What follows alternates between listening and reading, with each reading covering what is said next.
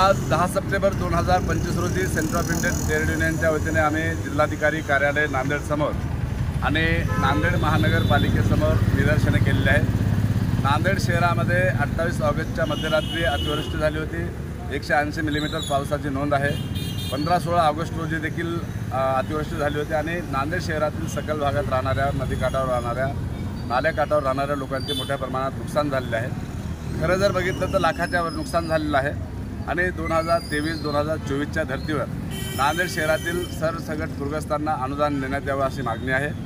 आता आम्ही आमच्या संघटनेच्या वतीने 3000 लोकांची यादी माननीय जिल्हाधिकारी, माननीय SDM, माननीय तहसीलदार आणि माननीय आयुक्त नावासे मनपा नांदेड यांच्याकडे सादर केले आहे। त्यांच्या प्रत्येकाच्या घरी जाऊन पाहणी करावी, त्या सर्वांचे नावं पात्र यादीमध्ये टाकावेत, पंचनामे करावेत अशी मागणी आहे।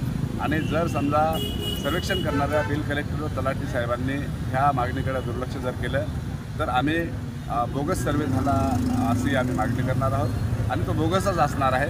कारण खरे पूरग्रस्त जे आहेत ते आमच्यासोबत आहेत। मग त्यामध्ये आमच्या संघटनेचे सभासद असतील, आमचे हितचिंतक असतील किंवा आमच्या संघटनेचे वेगवेगळ्या घरेलू कामगार असतील, आपले हमाल मापाडे असतील, असंघटित कामगार असतील, या सर्व संघटनेचे सभासद जे आहेत त्यांच्या घरामध्ये पाणी जाऊन नुकसान झालेलं आहे, त्यांचे सर्वांचे नावं टाकावेत आणि कोल्हापूरच्या धर्तीवर प्रत्येक पीडितांना 25,000 रुपये देण्यात यावेत अशी आमची मागणी आहे।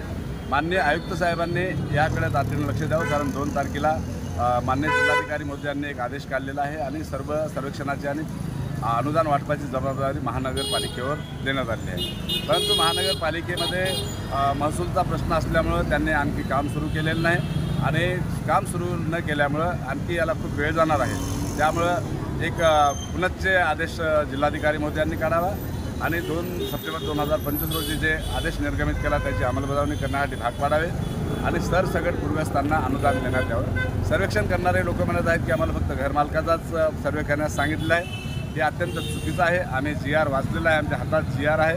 GRमध्ये कुठेही नाही आणि शासन तेवढं उदासीन आपलं नाही। त्यामुळं सरसकट सर्वे करावा, सर्व पीडितांना नुकसान भरपाई देण्यात यावी। अनेकांचा कपडा लत्ता आणि इतर शैक्षणिक साहित्य खराब झालेलं आहे।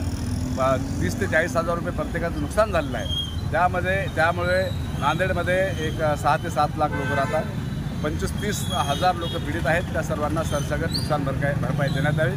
तोपर्यंत आमचं आंदोलन थांबणार नाही। आज आम्ही निदर्शने करीत आहोत। मागण्या मान्य झाल्या नाही तर आम्ही आयुक्तांना घेराव घालणार आहोत। धन्यवाद। इन्कलाब जिंदाबाद। जय भीम, लाल सलाम।